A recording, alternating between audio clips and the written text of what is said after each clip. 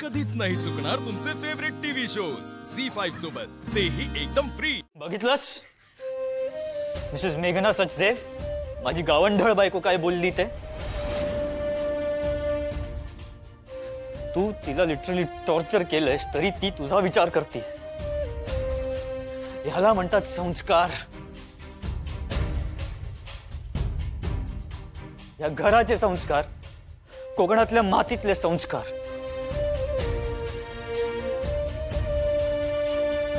हे असे लाखो करोड रुपये खर्च करून सुद्धा विकत घेता येणार नाहीये।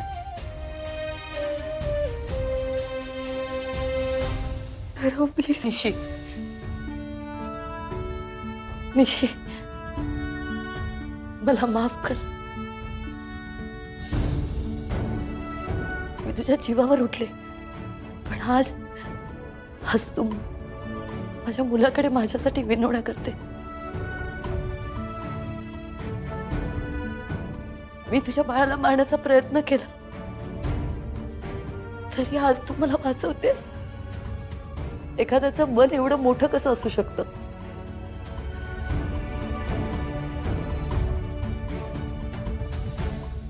खोतांच्या मुलीचं असू शकतं मेघना आंटी, कारण या घरात पैशापेक्षा नात्यांना जास्त इम्पॉर्टन्स दिला जातो।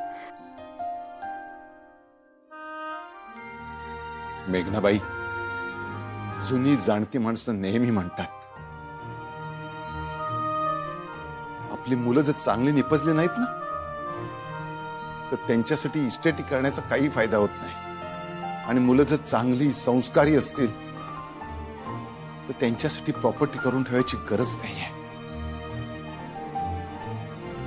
याचं कारण तर गुणी मुलंच खरी संपत्ती असते।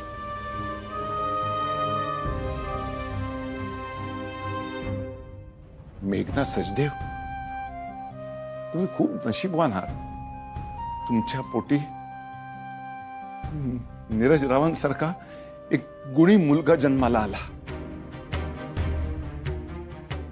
त्याचा संसार मोडायला निघाला। आज त्याच्यावर काय परिस्थिती ओढवली आहे हे कोणीच सांगू शकत नाही। खरं दादा, तुमचं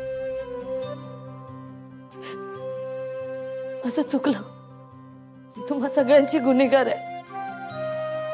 होय नीरज, माझी जागा जेलमध्येच आहे।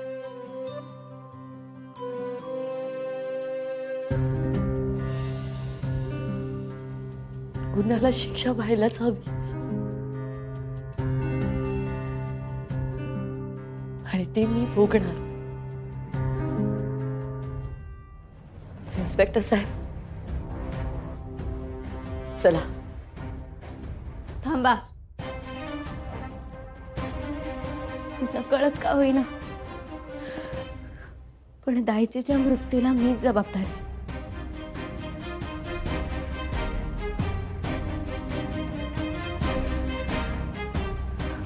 मला शिक्षा झालीच पाहिजे। झी5 ॲप डाउनलोड करा आणि पहा सर्व एपिसोड्स एकदम फ्री।